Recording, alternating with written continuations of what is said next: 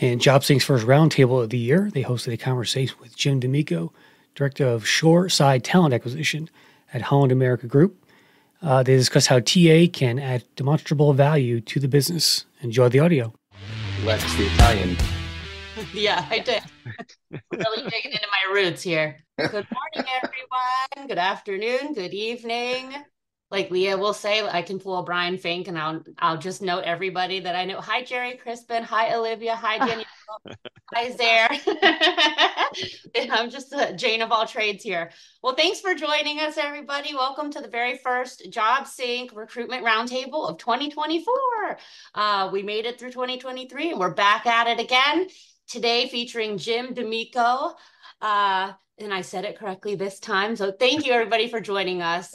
Riding along today, as always, is Leah Daniels, our Chief Commercial Officer here at JobSync, and Alex Murphy, the CEO.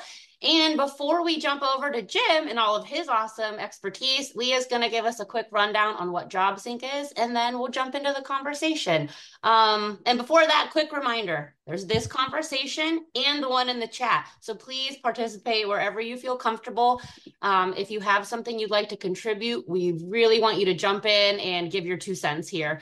And if you're afraid, just ping me and then I'll try to find space, and I'll call on you like old school style in the classroom. So Leah, go ahead, take it away. Awesome. Good morning, everyone. Good afternoon, good evening, wherever you might be located. Lex didn't mention this, but just for everyone, a little housekeeping. Your mics and cameras are both hot. You can choose to turn them on or off, but just be aware if you'd like to be part of the conversation, we want you to join in. So feel free to unmute yourself and jump right in. So please don't feel that you have to send in a Q&A or anything formal. I can't speak today, guys. Formal. Thank you all for joining. I know it's I don't know, it's Thursday, guys. It's January. So couple of words about JobSync. So as you guys all know, and those of you who are joining us for the first time, JobSync is a technology solution for companies trying to hire at scale. We are able to map your ATS and then recreate your candidate experience in a variety of places, including your job boards or as an overlay on your career site. This, for most of our customers, means significantly more applicant volume at the same quality, which is exciting, sometimes 200-300% more. It also means a lot of automation that comes along with it to help your employers and your recruiters so they can hire more quickly and more efficiently. So if you have questions about that, please feel free to reach out to us. We're always excited to talk about what we're up to here. Thank you, everybody, for joining. Jim, I'm going to start with you. Could you please give everybody a quick intro to you, and then we can chat a little bit about our topic of the day, which is around tying your business processes to your outcomes, or your recruiting process to your business processes and the outcomes therefore afterwards. Sure. So I give up. No worries, Leah. No worries. I'll see how bad I butcher my own intro. I'm Jim D'Amico. I've been in the TA space for darn near 30 years now. Currently, I lead what's called Shoreside Talent Acquisition for Holland America Line. Holland America Line is part of Carnival Cruise Line, and we are Holland America, Seabourn, Princess, Cunard, P&O Australia. Those are our brands. And because I'm shoreside, the majority of the hiring that we do isn't for the ships. It's actually for our corporate roles and the 4,000 positions we fill seasonally every year to support our land-based Alaska business. So we operate 9 lodges, 30 train cars, 350 buses. So we have a business called HAP that is the land-based tourism operation in Alaska and Yukon Territory. Amazing. Those of you who don't know, Jim and I had dinner a few months ago, and even though he does shoreside recruiting, every person who walked near us that worked at that restaurant was actively recruited. So if one ever wants to know what it's like to see a recruiter who embodies recruitment, I can introduce you to Jim here. It was kind of amazing. He was like, "Oh, you're a good server. How would you feel about serving on a boat? How do you feel about Norway? Have you ever been to Greece?" It's like Dr. Seuss. Have you tried it in socks with a box? Actually, the best part was he's like, "I'd like to meet the chef. Bring the chef out." Chef comes out. Chef's like, "You like cooking? How about on a ship?" I'm not supposed to tell anybody that? Is that like a secret? No, please, no, please. Look, if anyone on this call knows anybody, we're always looking for great people. So, on the heels of that dinner, Jim and I connected because a lot of what we do here at JobSync is really focused on helping our customers hit outcomes that are not minor, right? We're not looking for a 5% or 6% increase. We're looking for strategic jumps in how the business operates. And a lot of what Jim has done in his career really aligns, I think, to some of those outcomes. And so I asked Jim to join us today because I do think that some of your stories, Jim, and some of the experiences you have gone through at your different organizations really lend to these topics and these conversations. One of the big things that I sort of witness out in the market is a lot of companies, a lot of people talk about, let's make TA strategic. Let's make it strategic. And that sounds great. I think we should do it. And then there aren't a lot of words and actions and how to that come following those statements, right? I think people really struggle with that. How do I operationalize that statement? And I think part of it, and Jim, disagree with me, please, is because it does vary on the business for sure. But there are some fundamentals, like a mental model, perhaps, that you can start to think about and then start to pull the strings on. So I'd love for you to spend a minute just talking about sort of your perspective on that rather big statement that I just made. Sure. Well, sadly, adding strategic to somebody's title doesn't do it, right? Does it make them strategic? It does not. But where strategy begins, and I think where in TA we can often do a better job, is truly understanding the businesses that we work for and starting with the fundamental principle of how do they make money. Because if I can start with the end in mind, I can build the path backwards to the impact that TA has on that, and really understanding how we contribute to that. I talk to TA leaders all the time, Leah, and when I talk to them and I say, why does TA exist? They tell me it's to fill positions, and I immediately start crying when I hear that, because that's not why TA exists. To be strategic, we have to understand that we exist for the purpose of increasing share and stakeholder value. We exist to help increase the bottom line, top line results of our company. That's why we exist. Exactly. But then now that you know why you exist, what do you do about it? Go hire all the people as fast as you can? No. So look, speed and quality are not necessarily the same thing. So once we know how we make money, and we talked a little bit about this before the call, we have to understand what roles have the most value in the organization and contribute to that. And, Mark Huslett had written a very great book called The Differentiated Workforce. And I've taken and turned that model into differentiated recruiting, where we look at the roles that are truly strategic, the roles that are supporting that, and then the roles that support those roles that support that directly. So it's a tier 1, tier 2 support model and a strategic model. In order to be strategic, we have to align our efforts against the highest value roles first. And I think TA thinks that quantity is king, so we focus on those transactional positions, which in some organizations may be your most critical, but not in all organizations. So we have to put our efforts where the business really needs our efforts, not where we feel we can do the most activity. We have to do the most action, if that makes sense. Do you think that's a result of the metrics, right? We tend to lead to these metrics that are averages, right? Time to fill, percentage of jobs completed, right? Average number of days a job is open. Like we have all these different metrics we're using, average cost per hire, but the averages sort of lend us to a behavior pattern. Am I on the right track here? 100%, right? Like the averages are ridiculous. So I'll tell you a story. When I was at Spectrum Health, which is a big healthcare system, their goal was 52 days to hire. And I'm like, okay, well, tell me about that, because that's what we're telling the business, is that's our goal. I'm like, is that 52 days to hire a brain surgeon? Is that 52 days to hire the person that cleans the rooms? Because if it takes us 52 days to hire a brain surgeon, I will walk you down to the Lexus dealership and I will buy you a car. If it is 52 days to hire the room cleaner, you're fired.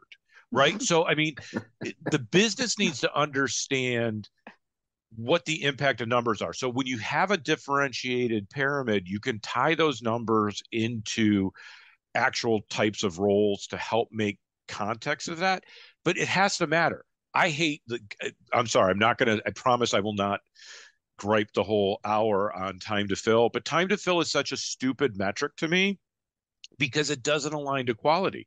So if 52 days is your time to fill goal, does that mean at 51 days we've hired somebody better? At 50 days we've hired somebody better? Does that mean at 54 days it's a worse hire? Like it doesn't, why does 1 or 2 days, 10 days even matter in the context of things? The focus should be on quality. So that, those metrics frustrate me. The things that are strategic that we don't understand are things like what's the cost for us to acquire candidates, to acquire applicants, and how many applicants do we need to acquire in order to get a fill? And again, at those different levels, like why aren't we looking at the same metrics that our marketing teams look at? What's our cost at Holland America to acquire a guest, right? Like they know that. Why don't we know that for our candidates?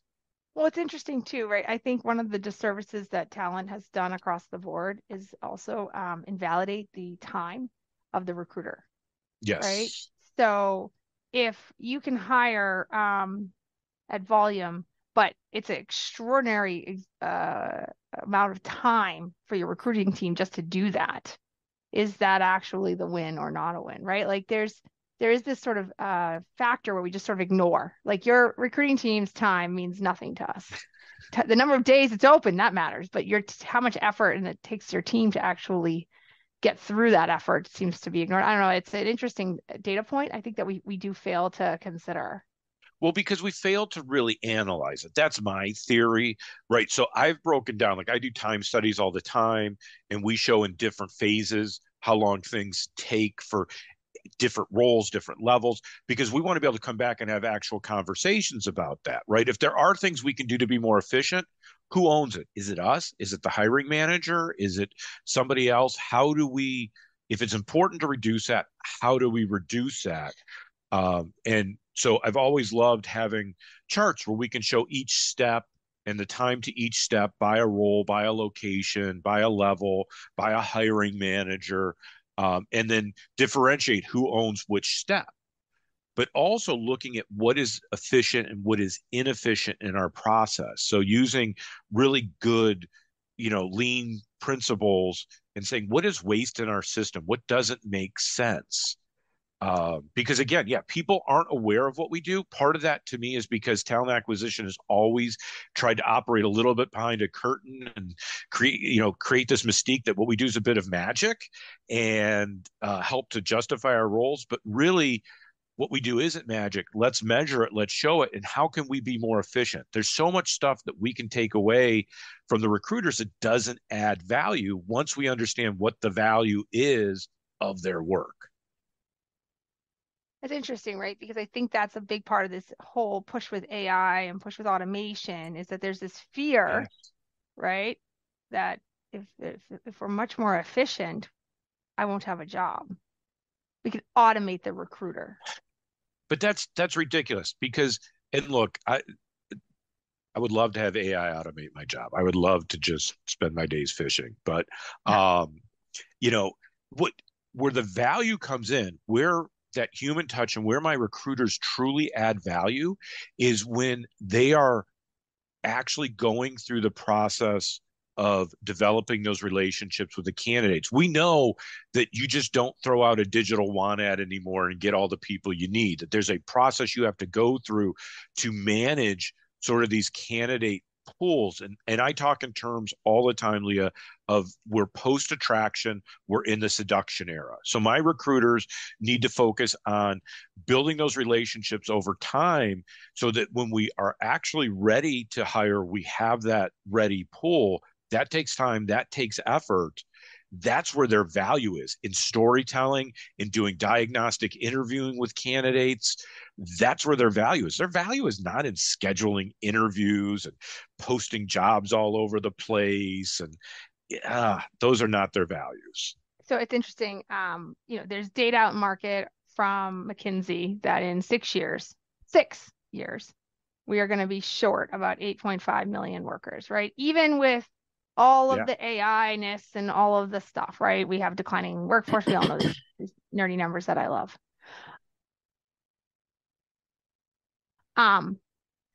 The one thing we're all forgetting is that today's rejected candidate is probably tomorrow's hire, because you're going to have to, right? The rules, the game, they're going to change. You're going to change. Needs are going to right? But we are in the business of saying no. I can't remember who said that on one of these roundtables recently, but we're in the business of saying no a lot. But the reality is some of those no's might become yeses. And that human touch, your point, right? That stories that I want to come back and re-engage with you later is going to become a bigger and bigger part, I think, of recruiting, because you have no choice. We're going to be out of people. Absolutely. I mean, it's crazy. So structuring candidate journeys that don't feel like they end in a terminal finality is really, really important. And we add another layer on that for us, because every candidate that we reject is a potential future candidate, is a potential source of referrals as well, right? We want to create that, but also is a potential guest on any one of our lines, right? Yes. And if we don't humanize that journey, they have choices, right? And when it comes time to pick a vacation, they'll be, oh, I talked to Holland America Line and it wasn't good, so there's no way I'm going to cruise with them, right?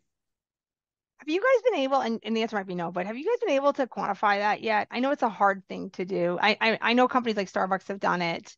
But is that something you guys are able to quantify, like a poor candidate experience could result in X number of dollars impacted from a guest experience side? We haven't yet. It is on our roadmap to do that. I've done it in the past, like with Schwann's, like where we knew how many people were customers, what a customer was worth. And, we incentivized in the process for them to take an action. Like if the first time they applied, they might get a coupon all the way up to like a free frozen pizza. So it is something we want to do. It's just, we will get there. We are.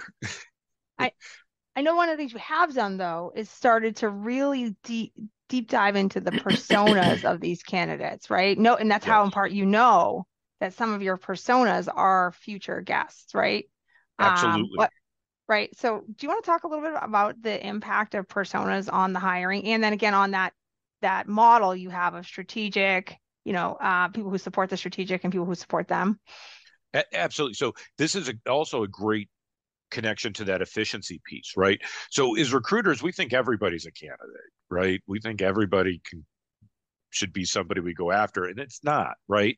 Every role is unique and has unique value proposition, and understanding that value proposition and understanding why that role exists helps us to understand who would be interested in that role. So for our Alaska business, for example, we've done several personas, and our personas tend to be folks that look for adventure, that are interested in, the experience of Alaska, and people that want to take advantage of that free cruise perk. And so some of our personas, like I'll talk about, the two initial ones we did, Natalie and Gabe. So Natalie was a 20-year-old college student at public university, liberal arts student, was a member of the hiking club, spends most of her online time on Instagram and TikTok, and, really loves to travel and wants to find a job after college where she can travel. So knowing that, we're going to target those sort of Natalies. The other one was Gabe. Gabe was 67, retired school teacher, RVer, very active in Facebook RV groups, loves to spend time with grandchildren, traveling in the RV. And we hire a ton of work campers. We have RV spots, so we're going to target the Gabes that are out there at those RV locations, that are hitting those RV groups, and connect with better candidates up front that we know are going to come sort of pre-interested in the kind of role we have.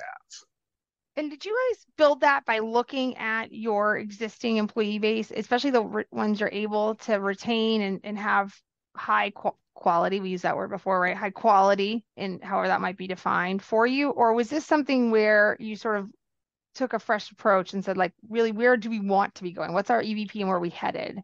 We did a little bit of both. It was all had to be done very, very quick. So I came in December of last year. The new manager for Alaska came in January, and we had to get these roles filled by April. So it was very quick to do it. But we did do some discussions with who are our good employees, where we found it before would have been commonalities about them. And, really, it's interesting. There has to be a certain openness to that adventure because look, we talk to folks all the time and they assume if they're going to go work in Alaska in the summer, it's going to be cold and there's polar bears, and it's actually temperate, beautiful, and it's just grizzlies. So they'll both eat you. Don't worry. There's really no difference in the end game. It's just the color of the bear attacking you. Oh goodness. You're saying that polar bears don't live in Alaska? They do, but not where we're at. So you've got to go up to the Arctic Circle to find polar bears. We're in Denali and McKinley and Southeast Coast. So amazing. So you guys were able to go fast through the first round of hiring, but you actually have this advantage this year, right? Because you now have a year under your belt, maybe a moment to prepare, put a thought or two in place. What do you think, because you're probably already into the active hiring cycle for this year, right? I'm guessing You've already started. Are there things that you were able to implement through that first year that will allow that strategic element to really, to be more strategic, right? So you're not coming in to a fire and you're executing because you're in a fire. Yeah, so absolutely. So first and foremost, we started the recruiting process as the season ended, as opposed to waiting to the new year. So we really tried to front load that. We've brought in, one of the things with our personas, one of the things we want to know is how do they want to be communicated with? Where do they want to be reached? So we've brought in tools to be able to reach them where they want to be reached. So doing more on social. We do a hell of a lot of IP targeting, particularly venue replay, that helps us do what we call peripheral recruiting. So one of the changes we made to recruiting is, again, it's seduction, it's not attraction. So we're not just throwing out jobs.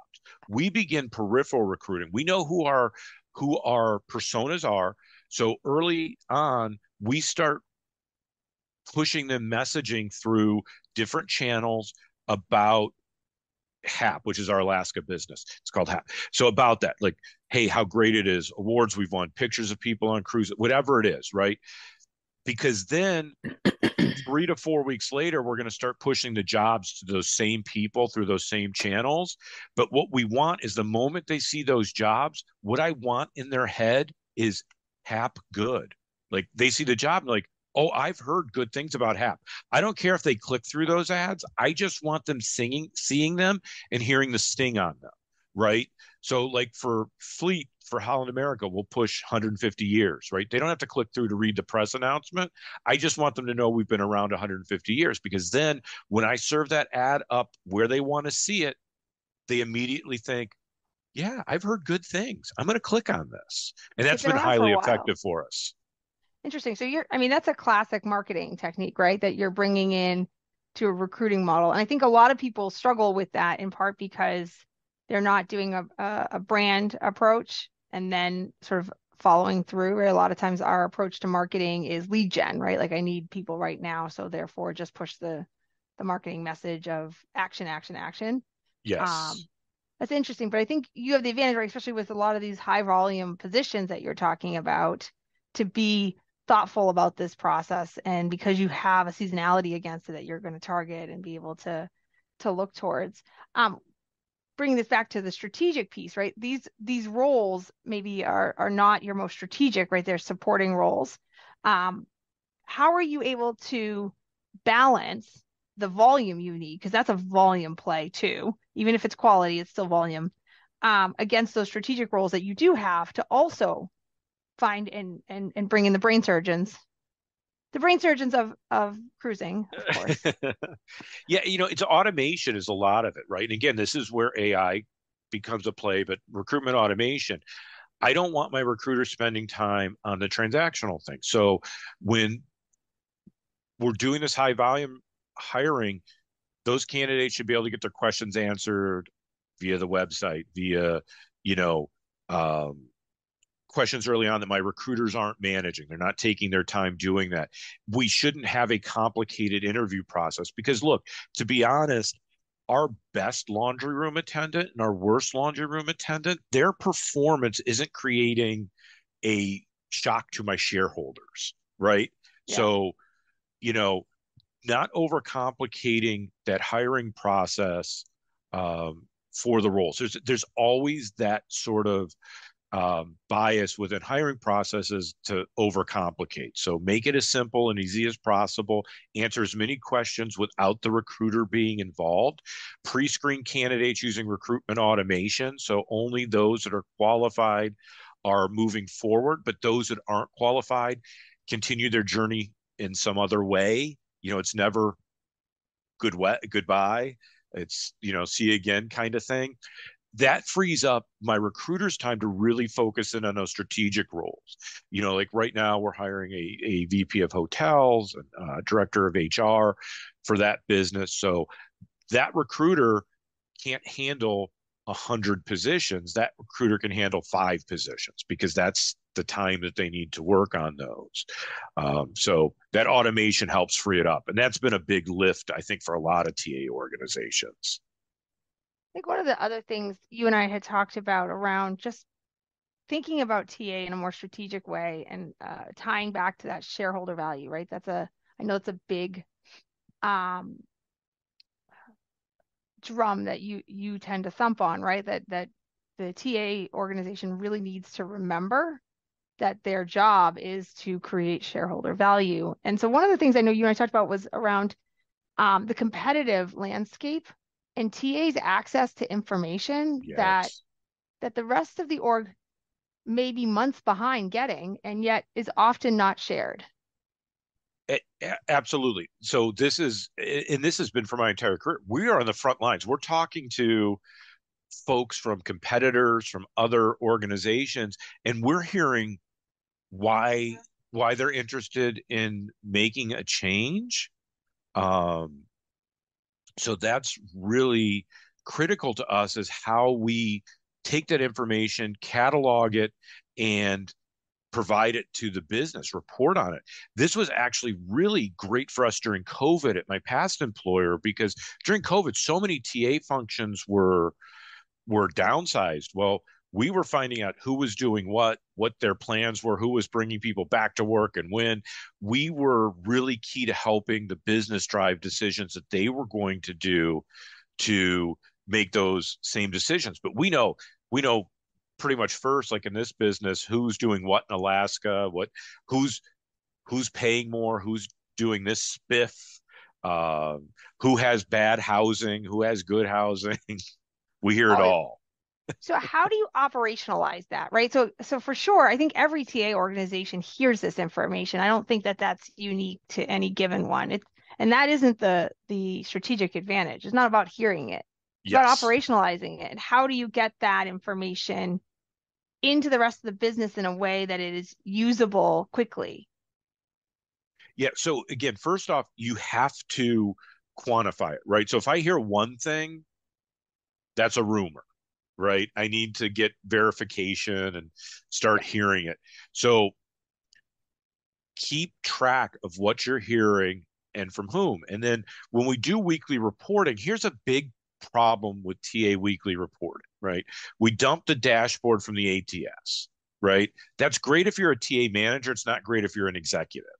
So we create dashboards that are a little bit more elegant, less data heavy. But what was really great is either do one of two things. So when you send those dashboards up, just bullet point what the narrative is and include that kind of data. Hey, we're hearing a lot of information that XYZ company is having big turnover because they're not investing in their employees, or they've changed the length of their contracts, or whatever it is. Or your advanced move, if you really want people to take note, is don't do the bullet points, or you can still do the bullet points, but put a video, 30-second video encapsulating that into that email, because people will watch the 30-second email. So that, or it's 30-second video. That allows us to be strategic. It allows us to communicate what we're seeing and in the bullet points and drive that narrative week after week after week with our execs and our customers. I think on the same vein, we were talking about the importance of recruiters applying to jobs at your competitors. Before we get into it, I will say one of the things that I say out in market, you might have heard me say this, is I don't care that you just applied to your own job one time. Candidates, by the time they get to your job, have already applied to 20 others. So do that first. Like, go through that experience of your 12th workday login creation. Yes. Right? Try to explain to yourself why it is you are now yet again parsing out your own resume. Talk about that and why that's important to you and your team and how you guys use that information. Yeah, and look, I want to say that this always boggles my mind that so many recruiters aren't doing this. But going out, and I apply for 3 jobs a week, and I have dummy resumes that I use. Sometimes I want to get a good response. Sometimes I want to get a rejection just to see what it's like. But I want to see what that process is like for the candidate, how easy it is, how intuitive it is. If it's not, I also want to see how they're presenting their jobs, their value propositions, how they're communicating with me post application. I want to know what everybody else is doing. And if I can do it better, I want to see who I can model it on. And if my competitors are doing it bad, I'd love to send them feedback that they're doing it awesome so they can keep doing it bad. But it's really critical that we see what else is going on in the market. And not just when we talk about competitors, not just in our industry. You talked about it. We're going to have in 6 years, 8 million job deficit. Our competitors are everywhere, right? Amazon doesn't do cruises, but Amazon hires the same people I hire. Always. I think this is always the big misnomer of competitors, right? In talent, our competitors are not always the person or company creating the same experience or service or product. I mean, think about your finance team, right? Your finance team is not looking at your direct competitors for hiring. They're looking at location, they're looking at skill sets. You don't have to have any cruise experience whatsoever to join Holland as a finance person, but you do need a lot of experience. Yes. Where you come from might be different. I think the other one this is probably more applicable to some of your past roles, but I've always seen this in market where competitors will tell the market unintentionally a lot of information in a job posting. Yes, absolutely. Sorry, did we get that on video, Alex? We just need Jim going, oh God.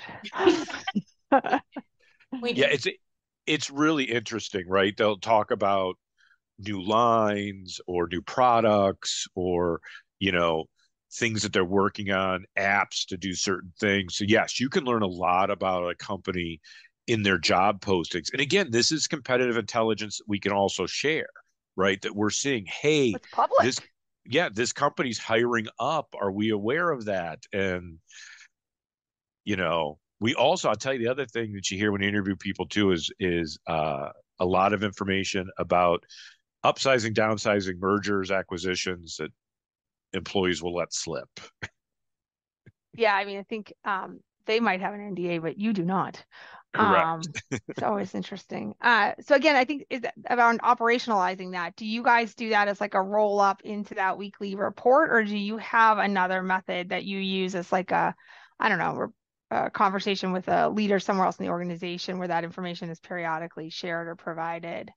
It depends on what the information is, but we'll often roll that up. And look, by doing that, our leadership also gets in the habit of telling us what they're hearing and what they know, right?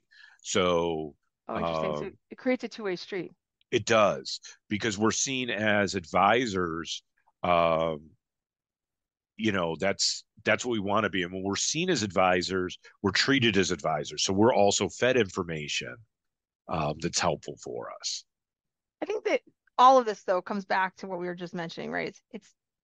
There's a difference between information, there's a difference between recruiting and then strategic or operationalizing that. And I think for a lot of talent teams, it's that next step, right? How do we now take what we're already doing, but really make it more valuable to your statement, right? The stakeholders. How do we get that so that the stakeholders in the business and of the business have more value. And I think originally, Jim, when we were chatting about this, it was your point was like, look, there are times when recruiting is down. Mm-hmm. And the best way to stay part of the business is to make sure you have that secondary value in that moment. Not always, but absolutely. Like, look, when you think about the role of a recruiter, we are sort of like Swiss Army knives, right? There's a lot of different skills that we bring to the table. And so what else can we do besides hiring? If hiring is down, how do we make ourselves valuable to the business? And, I preach to people all the time, if we want to be valuable to any business, we have to get our head around data, what data is important, what data is not important, and then analyzing that data. And then even more importantly to me is presenting that data in a compelling narrative. Like, it's not 17 slides of pie charts, right?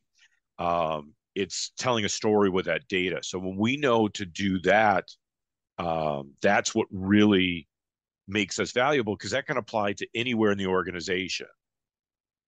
Last month, Heidi Gerhardt from MasterCard joined us, and she was talking about the challenge of data, in part because when you walk into an organization, it's not like that's the first day they've ever seen data.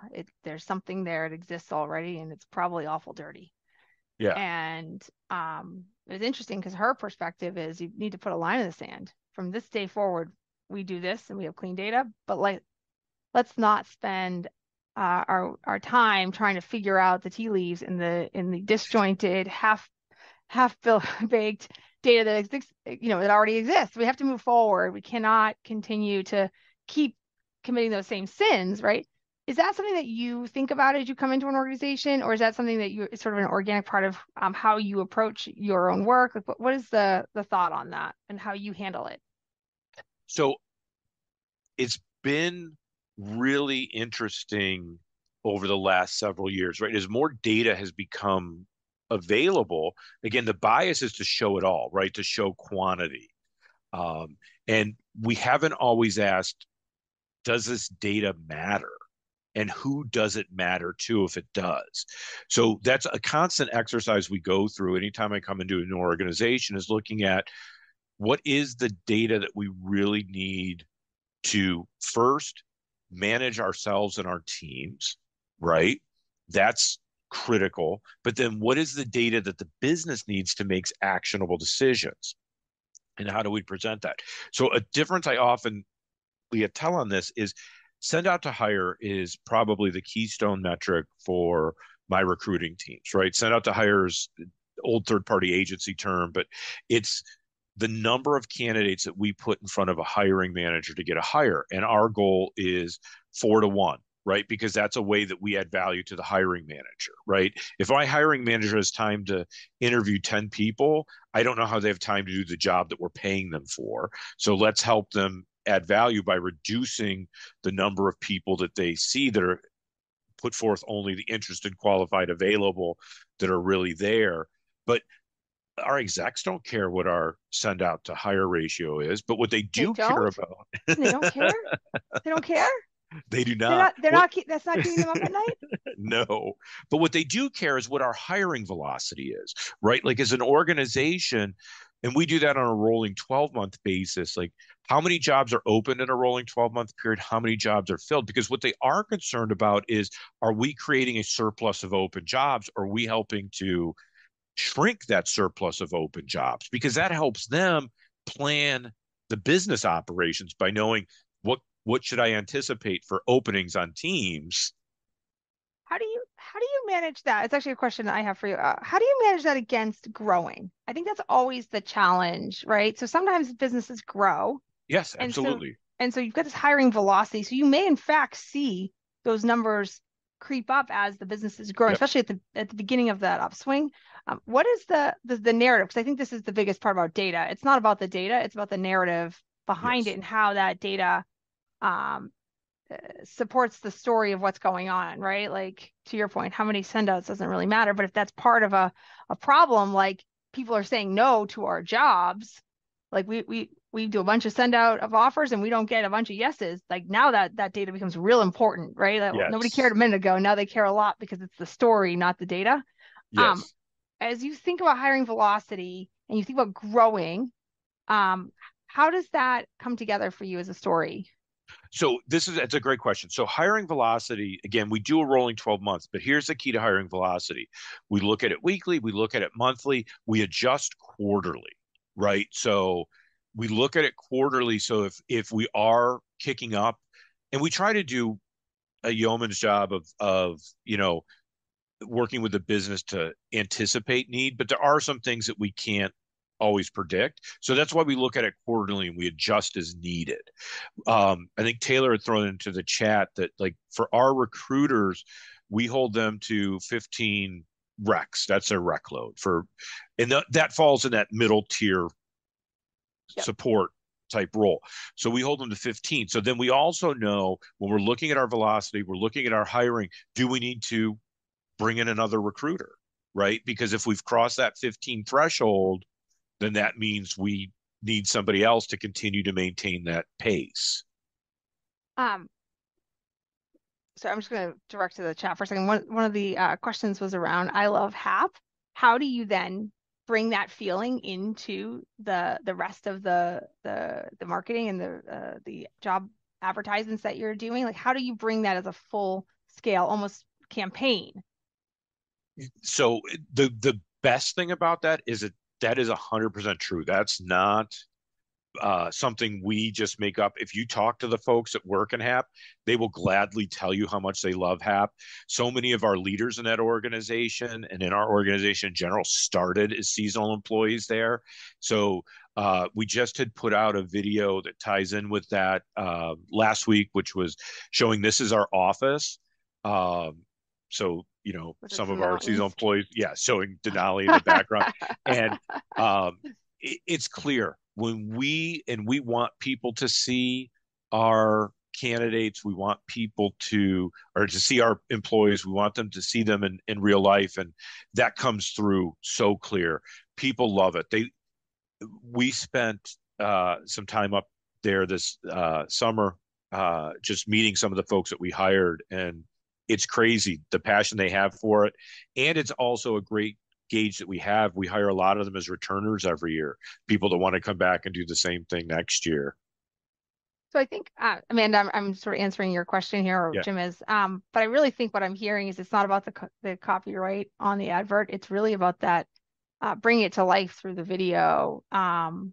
I was just thinking before when you were talking about we have better housing, like there's probably nothing better than a 20-second hit reel where they're like, worked a lot of places, best housing available. Like, yes, there's got to be a great little hit reel that you can use, especially in these high volume hiring where I think a lot of companies have perception that candidates will go to your career site and absorb and read all of your beautiful content, blogs, all of it. And that might be true for some candidates, but not others. And how do you then get that message to them if they're not organically navigating out to that career site?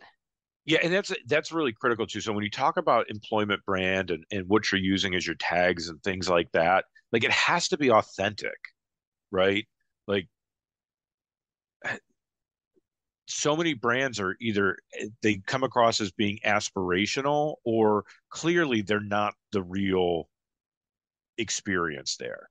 And so we also, compete really heavily for candidate experience every year and try to measure, is what we told you what you experienced? Because if not, then we have other fish to fry. That's interesting because you're talking about candidate experience as it relates to employee experience, right? I feel like so much of candidate experience is focused on did we answer you timely, and did we reject you nicely? I can't talk today, guys. But you're tying it back to something else, which I think is really interesting, right? Is the story we're telling you as a candidate is that your experience as an employee, because so much of recruiting has become almost a sales job. Yeah. So I'm going to give you some of my pet peeves here. So one, I always get really frustrated when we think that the candidate experience doesn't impact employee experience. So if you have a bad candidate experience, you're training your candidates that this is how we do things. So if it takes 18 interviews to make a hiring decision, you're telling your candidate that if you need to get something done when you work here, it's going to take 18 levels of review, right? We can't make decisions. That's what you're showing people. So we want our candidate experience to be very reflective of what it's like to work here. We want them to see that is embodies that. So that's always a huge frustration for me with interview processes and that whole candidate journey. It should give you a glimpse at what work life is like there, and it should embody that. Why do you think so many companies struggle with this? So Jerry, I see you laughing, by the way. I see that. You're on video. I think some companies still view employees and employment as a transactional process. We see that a lot. We recruit within the hospitality space, so we see our competitors doing that. Also, the path of least resistance is to not change, right? That's for TA folks. It's hard to drive change, right? You have to take risks. You have to put yourself out there. And I wish more people would do that because, look, I have believed this since I was a little baby. Like, there's no reason. Doing the right thing is always the right thing to do. So having that good candidate experience, treating our candidates like humans and like partners in the process is the right thing to do. It's not the path of least resistance. It's not the easiest thing to retrain an organization on, but it's the right thing to do. So you just have to fight that battle sometimes. I think it's interesting. Don't you think also though that it's that it kind of goes back to an earlier comment you made about TA operates behind a curtain, so it's not transparent, and then a later comment about the data is somewhat dirty, and so plenty of people just don't do the right thing because they don't want to get called out. They don't want to be in the spotlight. They want to stay behind the curtain. Yep. I think most people just don't realize the impact that a negative candidate experience actually has on the business. So they don't have the metrics behind it. Do you think that plays a part in it? I'm sure. And so that's a great point, Alex. Like I'm sure that does. That's why one of the things that we've changed in how we speak to the business, because as you mentioned before, somebody talked about, and another one, TAs, about saying no. We lead everything just like we do for our candidates. We want them to know what's in it for them. We do the same thing for the business and for the hiring managers and for the recruiters. We want them to understand what is in it for them by having a good experience. We want to understand what's in it for them by doing a really good two-way interview, what's in it for them by being active on social channels, things like that. So we really try to build that what's in it for X into everything we do and communicate that. And I think that's where we fail sometimes. I imagine that while your executives may not care about that send to hire ratio, your hiring managers care about that send to hire ratio, right? And so if they're a good partner to you in the experience with that candidate at that stage in the cycle, then they're going to have a better ratio. Yes. And then thus they're not going to waste their time doing extra unnecessary interviews, right? Yes. And that's the same thing. So we push, our offer acceptance ratio as well, right? Because when we have a failed offer, that doesn't just suck for the candidate that didn't have the outcome that they wanted. It sucks for our hiring manager. It sucks for our recruiter that have to start the work over again or do something. So yes, we definitely preach all of that. Jim, I wonder a little bit about if what's happened over time is, to your point, this black box that we're in. We've also bifurcated TA from the business outcomes. Like, we're talking about being strategic, but really, if you don't have a clear impact on outcomes in your TA process, So I know you do onshore, but let's do offshore for a second. If you don't have enough staff on a boat before it launches, what happens? Like, what is the business outcome of failing to staff a boat? Absolutely. Then we have to cancel cruises. We have to do that. That's what had happened in Alaska a couple of years ago, was they weren't able to staff up and they had to cancel excursions and cruises. And that's not, nobody wants that. And when I was in the chemical industry, if we didn't have staff, we couldn't put product out, which meant that our competitors filled that void. So yes, we are always talking about what those business outcomes are, because that's what gets people motivated. Yeah, my CEO might not care about send out the hire ratio, but they certainly care if we have to cancel a cruise. Well, and that's it, right? If we start thinking about like your onshore people, if you don't have enough of them, what's the outcome? Are you hiring temps? Are you paying overtime? Are you canceling revenue generating activity? And I think a lot of TA organizations don't own those outcomes. They know they know them. That's not they don't know. They don't own them. And so we've put that ownership on the hiring managers, on those divisions, on those teams. But the single biggest influence on that is the recruiting team, and the recruiting teams being set up in order to be able to make those events happen, so that you do have enough staff, that you can send that boat out, that you can get people on and off and so forth. Sure. And not owning doesn't exclude you from not knowing and not sticking your nose into it. There's a lot of hiring managers, they don't own sourcing, but they'll stick their nose in sourcing, right? So that's fine. It's fine to ask the questions. It's fine to learn the business and be part of those discussions and understand those implications. The fact that you ask somebody about those implications, that means something to them. And look, most people are really, really good people. So if you ask about those implications, they will tell you. They will take the time to tutor you, to teach you about those, and then you can continue to have those discussions. But look, you got to have your nose and your fingers in a lot of places, and there's nothing wrong with that, to understand what that is. So if somebody else isn't making that connection, you can step up and do that. Just because you don't own it doesn't mean you can't share the information. I mean, I think that as we talk about, how do you make TA strategic? I feel like the biggest takeaway so far is stick your nose in everybody else's business. Yeah. I wanted to jump in real quick because Rich had a bunch of questions in the chat and he hopped on camera so he could come on and talk. So thank you, Rich. I wanted to make sure I give you a chance. Hey, no problem. Let me start with, I asked a question early about the number of recs that your recruiters are working. Kind of got answered at 15. My follow-up to that is, are your recruiters actually sourcing the candidates or the applicants, or are you posting and gathering those applicants and then filtering those through and then doing initial interviews, whatever, and then presenting those 4-to-1 ratio to the manager?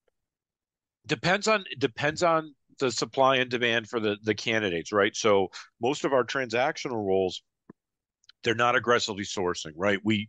And what I mean by not aggressively sourcing is we will use IP targeting, we'll use social media, we'll use events, things like that. But it's not smile and dial. Now, for more strategic roles, yes, they're going to be sourcing those folks, and they should be sourcing them well in advance, right? So we want to have recruiters that are building up their networks and doing that in a more traditional method. So it really depends on the role and it depends on the recruiter. So it also, having that little aside, creates a hierarchy within organizations where recruiters can advance as well, right? You can bring in recruiters in, start them with those transactional roles, great way to learn the business, start moving them up into roles where they're going to be more the seductors. Yeah, so our business really doesn't have what I would call transactional side. And so we're trying to get to a point of sourcing, but we'll have anywhere from 25 to 35 open slots at any one time. We finally brought on a second recruiter, but we'll have up to 2,000 applicants at any one time that we're trying to filter through. We've pushed through the managers trying to filter that, then we supplement that, but then they provide us the names, the candidates that they want interviews with. We've moved to a video interview process, which has really enlightened, ironically, the managers because they get to see what we do, but sure. You also kind of get naked at the same time because they see what you do. So that was one of the questions I had. The other, and so it's kind of a unique thing because I hire everything from the entry level customer service all the way up to the CFO, and we've segregated out IT. And brought on somebody learning that business to do that side of it. She's working, I think, 14 or 15 positions right now. I've got 25 open that I'm working with some of our growth. So that's kind of where I was looking at that. The others, so I don't really get the opportunity to source. And you've talked about knowing, you're at the table knowing ahead of time what's coming down the pike. We're the tail end of the dog. We find out and it gets posted and then suddenly we're working it. And so we're trying to be part of that discussion in the planning, and it seems like our planning is off. So how do you develop, get into that conversation? Because the managers making decisions on what they need and when they need it are not based on the length of time it takes for us to actually find quality candidates. And I appreciate the time to hire being a stupid metric. Yeah. So because look, when you get that rec, the time to hire is immediately, right? They need the person immediately. Yeah. So you're already an acute need.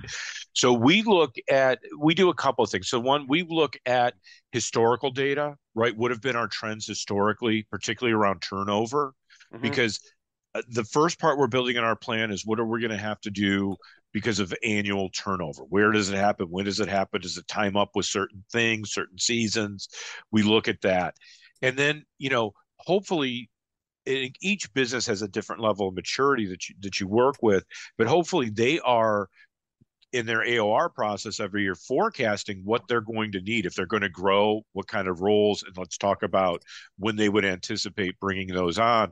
So between the turnover and sort of that AOR process, we're doing what I would call, like a very quick and dirty version of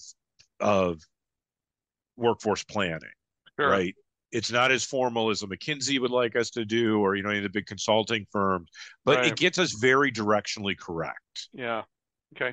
Because we don't get that opportunity. And I've tried to express in the meetings with senior level, this is how long roughly it's going to take. This is what I'm seeing, needing in every area that you're asking me to recruit for. And it just gets ignored. And we just it's kind of like, well, we're going to grow this much. We need these many people. And then we're finding out we're not even judging the right need. And suddenly we're changing directions all over the place. So last question real quick. When do you provide that video? We have one that we just produced, but it isn't being propagated anywhere other than maybe online. Is it just kind of a general thing on your site? Is it part of the application process? Is it embedded in every job rec when you're posting those? They're not embedded in the job recs yet. There's a whole thing we're working on our ATS with to be able to do that.